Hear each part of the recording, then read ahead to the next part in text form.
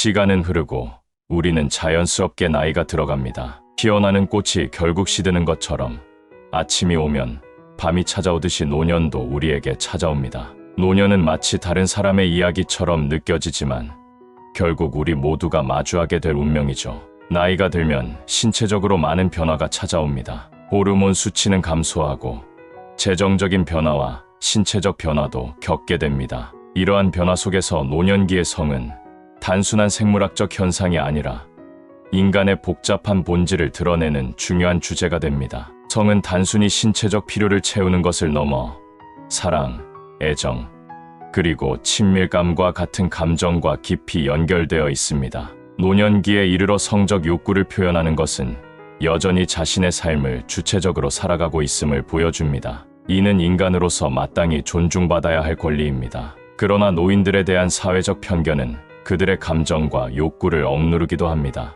노년기의 성은 인간의 존엄성과 자율성을 지키며 노년에도 삶의 의미를 찾아가는 중요한 방법 중 하나입니다. 오늘의 주제는 노년의 사랑은 주황빛, 나이 든 채로 산다는 것입니다. 책의 내용을 가지고 저의 인사이트를 포함하여 살펴보겠습니다. 노년의 삶, 죽음, 그리고 사랑과 성을 문학, 미술, 철학, 고전의 다양한 시각으로 들여다보겠습니다. 한국 노인의 현실적인 삶과 고민을 담아낸 이 책에서 오늘은 노년기의 사랑과 성에 대해 이야기해 보려 합니다. 오늘도 리치니스 웰스와 함께하는 시간이 즐거우시길 바랍니다. 구독과 좋아요, 많은 관심 부탁드립니다. 늦가을의 한가운데 할아버지와 할머니는 공원에서 나란히 손을 잡고 걷고 있었습니다. 그들의 발걸음은 천천히 그리고 한결같았습니다. 공원 벤치에 앉아 노을을 바라보는 것이 그들의 일상이었지만 사실 그들의 관계는 오랜 세월을 함께해온 노부부의 것이 아니었습니다. 이들은 요가 강습에서 처음 만나 인생의 마지막 순간에 새로운 사랑을 시작한 연인이었습니다. 할아버지는 처음 할머니를 보았을 때부터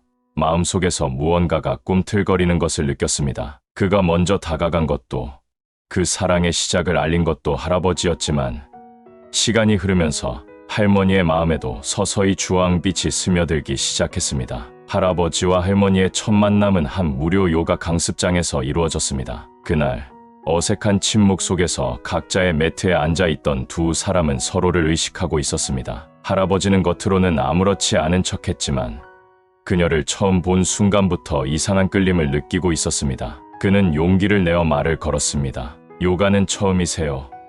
할머니는 살짝 미소를 지으며 대답했습니다. 네, 이렇게 공원에 나와서 운동하는 것도 오랜만이에요. 그날 이후 두 사람은 종종 요가 강습이 끝난 뒤 공원을 함께 산책했습니다. 할아버지는 그녀와의 대화를 통해 점점 더 깊은 매력을 느꼈고 할머니는 그런 그의 다정한 태도에 조금씩 마음을 열어갔습니다. 매번 그의 곁에서 걸음을 맞추며 할머니는 자신도 모르게 두근거리는 마음을 감지했습니다. 젊은 시절에도 경험하지 못했던 설렘이 늦은 나이에 다시 찾아오리라고는 생각하지 못했지만 이제는 그 감정에 순응하기로 마음먹었습니다. 어느 날 할머니는 손자와 함께 아침을 먹고 있었습니다. 손자가 장난스럽게 물었습니다. 할머니, 요새 연애하시는 거 아니세요?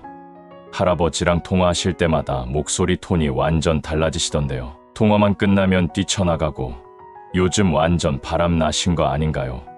할머니는 손자의 장난에 잠시 놀랐지만 이내 얼굴이 붉어지며 웃음을 지었습니다. 그 말이 농담이라는 걸 알면서도 할머니는 자신 안에서 일어나고 있는 감정의 변화를 깨닫고 있었습니다. 몇 달 전만 해도 고요했던 그녀의 일상은 이제 매일 그와의 통화와 만남으로 가득 차 있었습니다. 그리고 그것이 매우 즐거웠습니다. 내 나이에 이런 감정을 느낄 줄은 몰랐어. 처음엔 두렵기도 했지만 이제는 그저 이 감정에 몸을 맡기고 싶어. 할머니는 시간이 지날수록 할아버지에 대한 마음이 더 깊어지는 것을 느꼈습니다. 통화를 마칠 때마다 그녀는 그와 빨리 만나고 싶은 마음에 설렘이 가득했습니다. 그런 자신이 놀라웠습니다. 한편 할아버지도 마찬가지였습니다. 그는 매번 할머니와의 만남을 기대하며 이전에는 느껴보지 못한 설렘에 휩싸였습니다. 이 늦은 나이에 다시 누군가에게 빠져들 줄은 상상도 못했지만 그녀와 함께 있을 때면 시간조차 잊고 단순한 대화 하나마저 소중하게 느껴졌습니다. 하지만 할아버지는 종종 할머니가 다른 할아버지들과 대화하는 것을 볼 때면 괜히 심통이 나곤 했습니다. 그녀가 다른 할아버지들과 요가 강습 후 이야기를 나누거나 가벼운 인사를 나누는 모습을 볼 때마다 마음 한구석에 질투심이 자리 잡았습니다. 그는 그런 감정이 스스로도 우습다고 생각했지만 그 감정은 자연스레 생겨나는 것이었습니다. 그냥 내가 좀 더 열심히 그녀를 챙기면 되지 않나?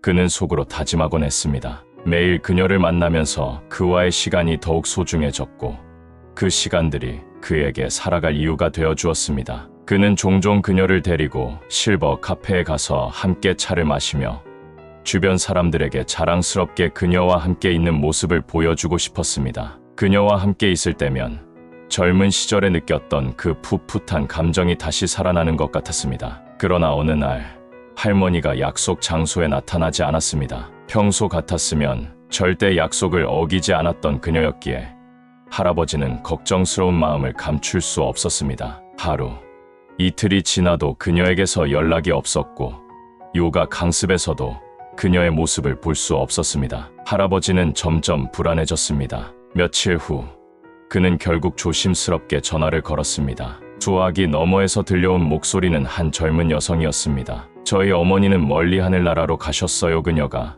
세상을 떠난 지 이제 겨우 5일이 지났다는 소식을 들은 할아버지는 잠시 숨을 쉴 수조차 없었습니다. 몇 번의 눈 깜빡임 사이에 그녀가 떠나버렸다는 사실을 믿을 수 없었습니다. 이제 막 사랑이 꽃피기 시작한 것처럼 느껴졌던 그들의 관계가 이토록 빨리 끝이 나리라고는 상상도 못했습니다. 그녀가 남겨둔 추억들은 할아버지의 마음에 깊은 주황빛으로 남았습니다. 그녀와 함께 걷던 공원, 그녀의 따뜻한 미소, 함께 나누던 차 한 잔, 손을 맞잡고 바라보던 노을 모든 순간들이 그의 가슴 속에 각인되었습니다. 할머니는 떠났지만 그녀와 함께한 시간은 결코 잊혀지지 않았습니다. 그 사랑은 짧았지만 그에게는 인생에서 가장 소중하고 뜨거운 기억으로 남았습니다. 몇 주가 지나도 할아버지는 여전히 혼자 공원을 걸으며 그녀와의 추억을 되새겼습니다. 매일 그녀와 함께 앉았던 벤치에 앉아 노을을 바라보며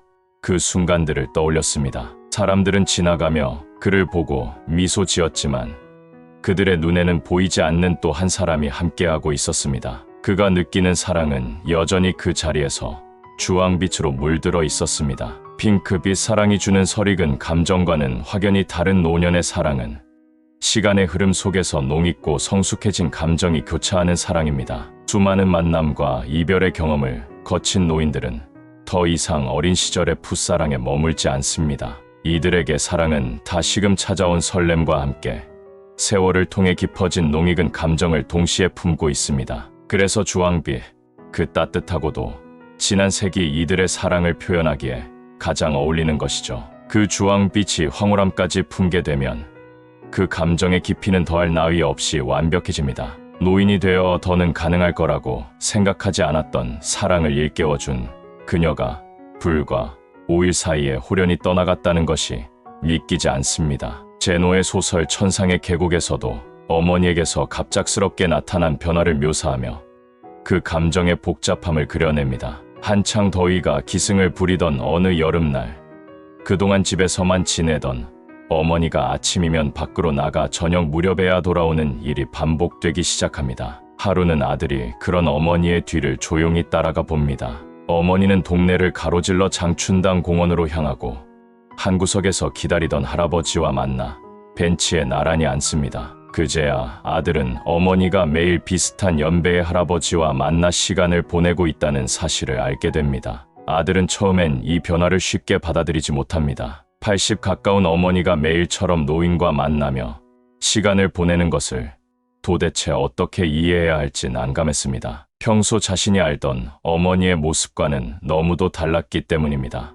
어머니는 그 할아버지 덕분에 손톱에 봉숭아 물을 들이고 화장대 앞에서 화장품을 바르며 아침마다 정성껏 버선을 챙겨 씻는 변화를 보였습니다. 남편을 잃은 지 30년이 넘은 어머니가 이제 와서 한 노인과 만나 설레는 마음으로 지내는 것이 아들에게는 처음에는 해괴한 일처럼 다가왔습니다. 어머니의 새로운 연애를 인정할 수 없었던 것입니다. 그러나 어머니와 할아버지가 함께 걸으며 다정하게 지내는 모습을 보며 아들은 점점 그들의 관계를 받아들이게 됩니다. 지팡이에 의지에 걷는 할아버지를 부축하며 다정하게 미소 짓는 어머니의 모습을 지켜보면서 처음에 불편한 감정은 점차 사라지고 오히려 어머니의 행복한 표정이 기쁘게 느껴지기 시작합니다. 그녀의 얼굴에는 마치 젊음의 샘물을 마신 듯한 생기가 깃들어 있었습니다. 그 할아버지 곁에서 수줍게 미소 짓는 어머니의 모습은 그 어느 때보다 밝고 아름다웠습니다.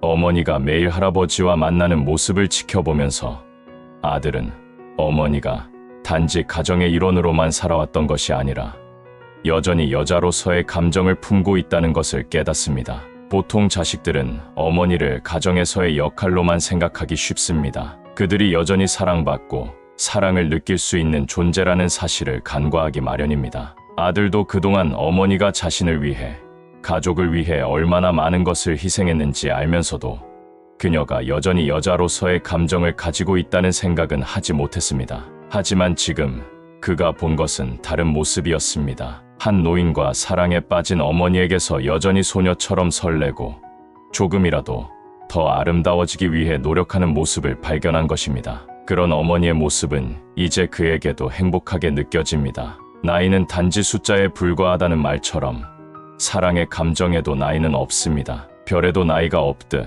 어머니의 사랑도 여전히 빛나고 있었습니다. 이는 노년의 사랑이 단순한 동반자의 역할을 넘어 서로에게 설레는 감정과 삶의 활기를 되찾아주는 순간이 될 수 있음을 보여줍니다. 노년기로 접어들면서 형식적인 가족관계는 유지되지만 그 안에서 애틋함은 점차 사라지고 마치 의무처럼 살아가는 부부들이 많습니다. 흔히 들을 수 있는 사랑이 아니라 정으로 산다는 말은 이러한 현실을 잘 나타냅니다. 세월이 흐르면서 이러한 현상은 세대를 넘어 많은 가정에서 반복됩니다. 특히 남편이 정년 퇴직 후에 주로 집에 머물게 되면 오랜 시간 직장 생활로 소홀해졌던 애정이 되살아나기보다는 오히려 갈등이 증폭되는 경우가 많습니다. 서로에게 익숙하지만 그만큼 소원해진 관계는 남편과 아내 모두에게 부담으로 다가옵니다. 문순태의 소설 수주부는 깽깽이 꽃을 매개로 노년에 겪는 한국 부부의 갈등을 여실히 드러냅니다. 처음엔 남편이 아내의 외출을 못마땅하게 여겨 불만을 노골적으로 표현하지만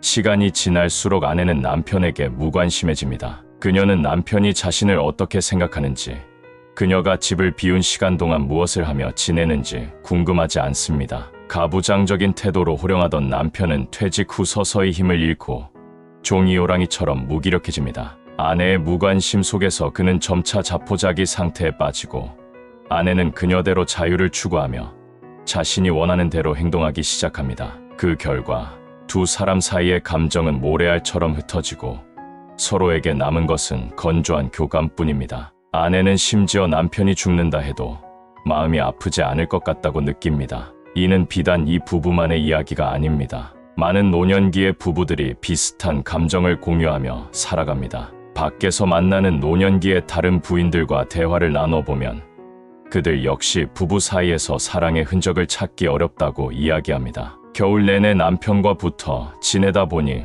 온몸에 곰팡이가 핀 것 같아, 몸에서 시큼한 냄새가 나는 것 같아, 바람 쐬러 나왔다는 농담 섞인 말 속에는 깊은 피로감이 묻어 있습니다. 그들은 남편을 마치 비 오는 날 구두에 달라붙은 낙엽처럼 귀찮은 존재로 여깁니다. 이런 말들은 서로에게 깊은 상처가 될 수 있지만 여과 없이 쏟아집니다. 최소한의 존중조차 기대하기 어려운 관계 속에서 노년기를 보내는 부부들이 많습니다. 노년이 깊어가면서 육체적인 노화보다 더 고통스러운 것은 서로를 향한 감정이 말라버린 채 의미 없이 흘러가는 하루하루의 반복일지도 모릅니다. 이는 단지 노화의 문제가 아닌 관계 속에서 사랑과 애정이 사라진 결과로 상호 존중이 결여된 채 이어지는 고된 시간입니다. 오랜 시간 함께 살아왔지만 이제는 서로에게 지쳐버린 부부들이 겪는 이러한 현실은 현대 사회에서도 크게 다르지 않은 모습입니다. 노년기에 접어들며 부부 간의 대화나 자식들의 무관심에 대해 사실상 포기한 상태가 됩니다. 특히 남편이 퇴직한 후에는 집에 머무는 시간이 늘어나면서 그간 소홀했던 가정에 대한 관심이 오히려 아내에게 간섭이나 잔소리로 다가오게 됩니다. 이는 한국뿐만 아니라 일본에서도 일찍이 나타난 현상입니다. 일본에서는 여성 노인의 60%가 퇴직 후 집에 머무는 남편 때문에 스트레스를 받아 은퇴 남편 증후군을 겪는다고 합니다. 한국에서도 노년기에 접어든 이들 사이에서 남편과의 관계에 대한 불만이 늘어나고 있으며 남편 때문에 스트레스를 받는다는 목소리도 심심치 않게 들립니다. 이 문제의 본질은 이들 삶 속에 의미 있는 무언가가 사라진 데 있습니다. 젊은 시절에는 가족, 일, 사회적 성취를 통해 만족을 느끼지만 나이가 들수록 이러한 역할과 목표가 사라집니다. 사랑을 포기한 순간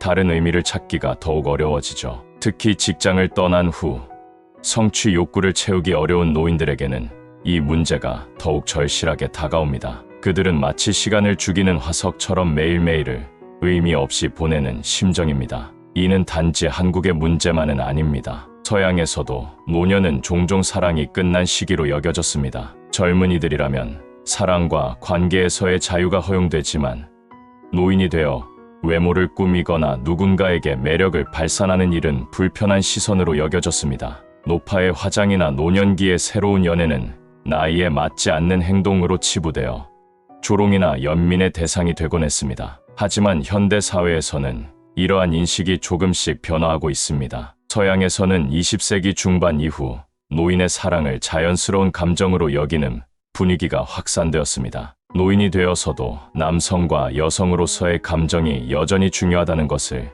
인정하는 문화가 자리 잡은 것입니다. 이에 따라 노년기의 이혼이나 재혼, 새로운 동거가 사회에서 일반적인 현상으로 받아들여지기 시작했습니다. 한국에서도 이러한 변화의 조짐이 보이고 있지만 아직 사회적 인식은 보수적입니다. 노인을 사랑의 주체로 인정하는 견해가 조금씩 확산되고 있지만 노년의 연애나 동거에 대한 부정적인 시각은 여전합니다. 흔히들 나이는 숫자에 불과하다는 말을 하지만 그 이면에는 여전히 나이에 맞는 행동에 대한 기대가 깔려 있습니다. 그러나 이제는 사랑이나 이별을 논할 때도 나이는 숫자에 불과하다는 인식이 더 널리 받아들여질 필요가 있습니다. 아마 조금만 더 시간이 흐르면 한국에서도 80대 노인의 이혼이나 재혼이 더 이상 뉴스거리가 되지 않을 것입니다. 과거에는 결혼한 부부가 검은 머리가 흰 머리가 될 때까지 함께 사는 것이 당연하게 여겨졌지만 이제는 이 생각이 더 이상 유지되기 어렵습니다. 이미 이혼하는 노년 부부들이 늘어나고 있는 현실을 보면 노년기에도 새로운 관계를 시작하는 일이 자연스러운 삶의 일부로 자리 잡을 가능성이 큽니다. 특히 한국 문학에서 노년의 사랑과 성은 다른 시선으로 다뤄지곤 합니다. 대체로 작가가 노년기에 접어들었을 때 노인의 삶과 감정을 본격적으로 그리기 시작하는 경향이 있습니다. 이는 작가 자신의 경험과 감정이 투영된 결과로 노년의 남성과 여성 작가의 시선은 때로 엇갈립니다. 여성 작가들은 노인의 성을 부정하지 않으면서도 남성 노인의 공격적인 성향에 대해 비판적인 시선을 보이곤 합니다. 그들은 단순한 시선이 아니라 복잡한 감정과 갈등을 담아내려 합니다. 반면 남성 작가들은 보다 직설적인 표현을 사용하는 경우가 많습니다. 이러한 차이점은 한국 사회에서 남성과 여성의 역할과 기대감이 문학에서도 반영되는 결과일 것입니다. 노년기의 사랑은 여전히 생생하고 뜨거운 감정으로 이어질 수 있습니다. 이들 감정은 결코 나이로 제한될 수 없으며 사랑을 통해 삶의 의미를 재발견하는 이들의 이야기는 여전히 우리에게 깊은 울림을 줍니다. 노년기는 일에서 벗어나 인간관계의 중요성이 커지는 시기입니다. 청년기와 장년기에는 직장에서 성취를 통해 만족을 얻었다면 노년기에는 감정적 유대와 인간관계가 새로운 중심으로 자리 잡습니다. 이 시기에는 감정적 교감과 연결이 더 큰 의미를 가지며 신체적 변화와 사랑의 감정이 조화를 이룰 때 관계는 더욱 깊어질 수 있습니다. 그렇지 않으면 노년의 삶은 공허함을 느끼기 쉬울 수 있습니다. 따라서 노년기에도 사랑과 관계는 여전히 중요한 의미를 지닙니다. 자신의 내면을 받아들이고 스스로를 재발견하는 과정이 노년의 삶을 더욱 풍요롭게 만듭니다. 노년기에는 인간관계, 특히 사랑에서 만족을 찾지 못하면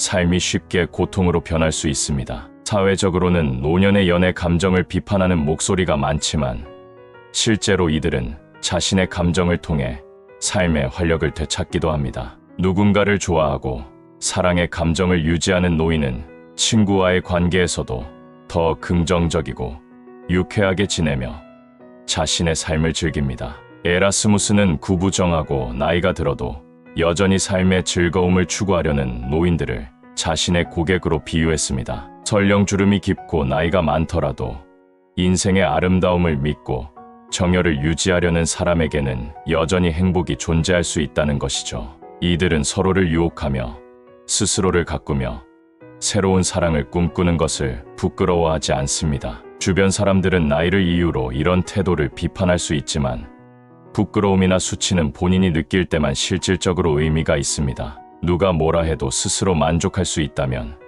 그 사람에게는 그것이 진정한 행복입니다. 행복한 노인이 되기 위해서는 외부의 평가에 얽매이지 않고 자신만의 기준을 따르는 것이 중요합니다. 삶의 유한함을 받아들이고 그 속에서 의미를 찾는 자세는 과거의 예술 작품에서도 찾아볼 수 있습니다. 조선 중기의 화가 김명국의 은사도는 죽음을 주제로 한 자화상으로 해석됩니다. 겉보기에는 자연 속에서 은거하는 선비의 모습처럼 보이지만 실제로는 죽음을 받아들이는 내면의 성찰을 담고 있습니다. 김명국은 생전에 술을 즐기고 자유로운 삶을 추구했던 인물로 그의 그림에도 이러한 삶의 태도가 반영되어 있습니다. 은사도는 생과 사의 경계를 진지하게 받아들이는 화가의 철학을 보여주며 이는 동서양 철학에서 죽음에 대한 깊은 성찰과도 연결됩니다. 서양 철학에서는 독일의 실존주의 철학자 하이데거가 그의 저서 존재와 시간에서 죽음을 중심으로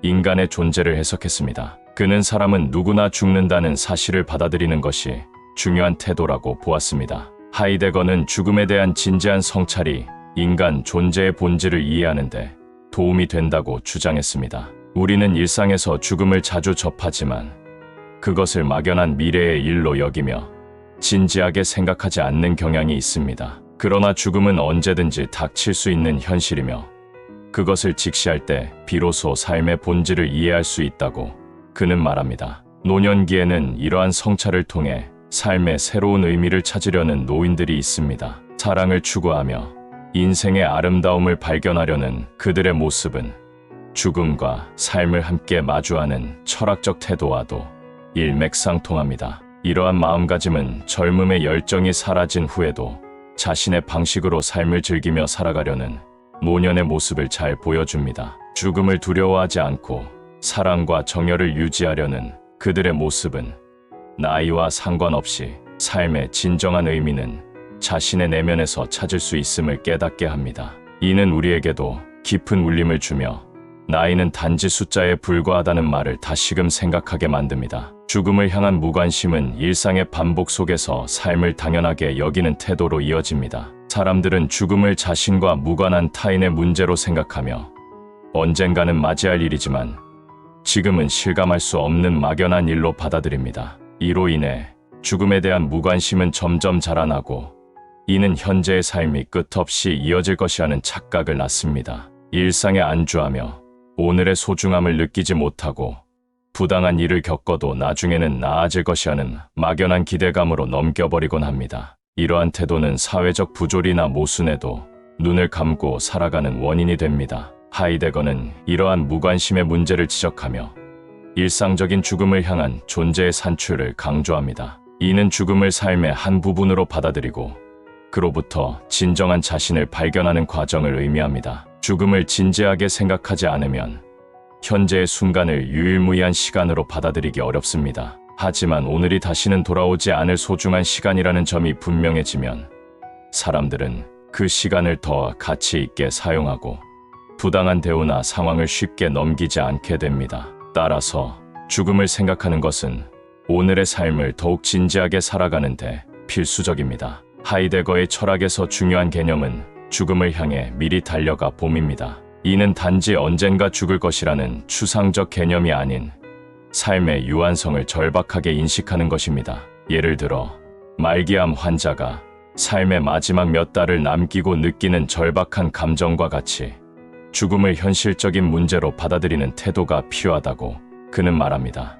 이 과정에서 사람들은 진정으로 자신이 원하는 것이 무엇인지, 지금까지의 삶이 행복했는지, 정말 소중한 것이 무엇인지 돌아보게 됩니다. 죽음을 직시하고 나면 그동안 무심하게 지나쳤던 진정으로 중요한 것들이 무엇인지를 깨닫게 되고 이를 실행에 옮기려는 결심이 생깁니다. 현대의 의료 기술은 발전했지만 여전히 생명 현상을 마음대로 조절할 수는 없습니다. 위급한 상황을 일시적으로 넘기거나 수명을 다소 연장할 수 있을 뿐 죽음이라는 근본적인 한계는 피할 수 없습니다. 그렇기에 하이데거의 죽음에 내던져져 있음은 삶의 본질을 이해하는 데 중요한 개념입니다. 죽음을 현실적인 문제로 받아들이고 자신의 삶을 돌아보며 지금 이 순간을 어떻게 살아갈 것인지 고민하는 자세야말로 진정한 성찰을 가능하게 합니다. 죽음은 인생에서 멈추어 서서 삶의 의미와 가치를 되돌아보게 만드는 중요한 계기가 될 수 있습니다. 우리가 한때 꿈꿨으나